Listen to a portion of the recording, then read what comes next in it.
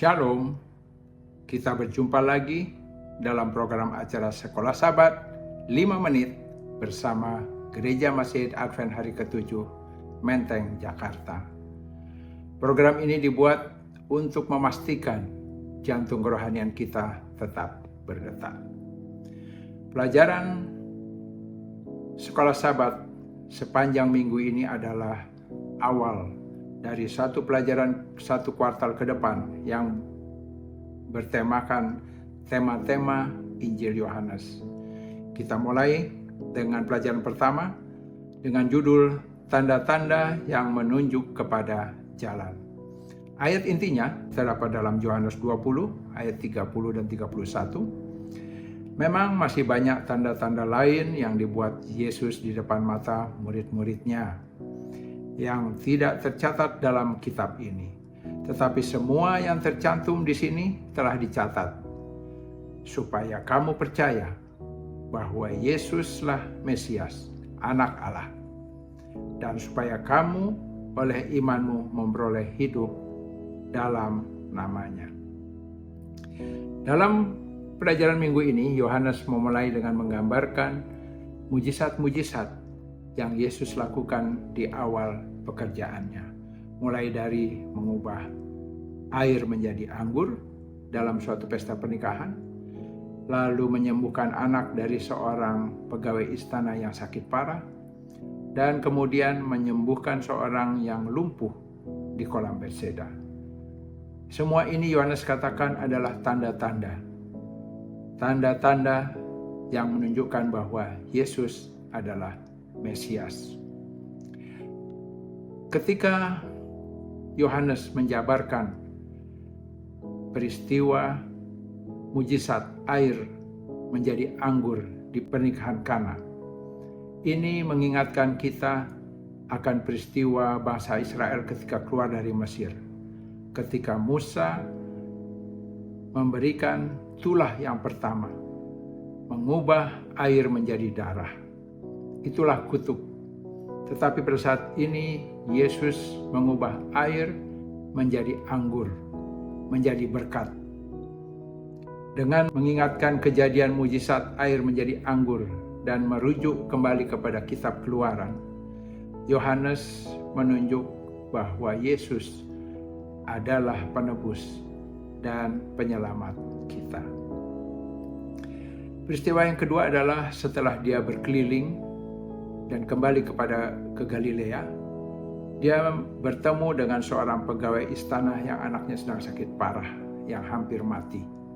Dia memohon kepada Yesus dan tanggapan Yesus sangat meyakinkan. Dia berkata, "Pergilah, anakmu hidup." Dan itulah yang terjadi. Ketika keesokan harinya, pegawai ini pulang, bertemu dengan orang di rumah, mengatakan bahwa tepat pada saat Yesus mengatakan itu, anaknya sembuh. Ini menggambarkan bahwa pada saat Yesus menyembuhkan anak itu tidak ada di depan Yesus.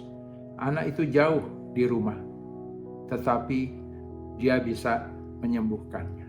Bila mana kita mendoakan orang yang jauh dari kita sekalipun, percayalah, Tuhan akan menjawab doa kita sesuai dengan kehendaknya. Dan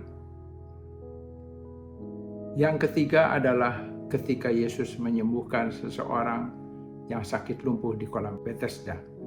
Orang ini sakit begitu lama, tidak ada kesempatan untuk menjamah air yang bergejolak, sehingga dia tidak sembuh. Ketika bertemu Yesus, dia tidak sadar bahwa dia bertemu dengan seorang oknum yang menciptakan manusia termasuk kaki yang sehat. Dan Yesus menawarkannya, "Apakah engkau mau sembuh?" Dengan penuh semangat orang ini pun mau sembuh. Tetapi Yesus tidak melihat imannya orang ini. Yesus langsung berkata, "Bangunlah, angkatlah tilammu, dan berjalanlah." Dengan keyakinan dan iman yang percaya kepada Yesus, otot-ototnya semua menguat, dan dia berdiri, dia mengangkat tilamnya, dan dia berjalan. Sayangnya peristiwa ini menjadi perdebatan karena dilakukan hari Sabat dan imam-imam memperdebatkan persoalan ini. Tetapi Yesus menerangkan bahwa apa yang dilakukannya adalah untuk suatu kebaikan.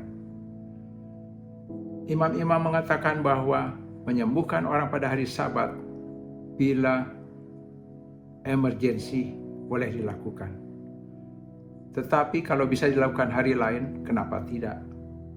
Rupanya dikira orang ini sudah sakit lama, tidak sembuh-sembuh, dianggap sudah biasa. Tetapi bertemu dengan Yesus adalah peristiwa yang jarang terjadi. Dan disitulah dia mendapatkan kesembuhan. Kesembuhan yang memerlukan iman yang sejati. Dalam buku Alfa dan Omega, Ellen G. White menuliskan, dosa menceraikan kita dari hidup Allah. Jiwa kita pun telah menjadi lumpuh, sama seperti orang yang lumpuh tadi. Dengan kekuatan sendiri kita tidak sanggup hidup suci sebagaimana orang yang lumpuh tadi, tidak bertenaga untuk sanggup berjalan.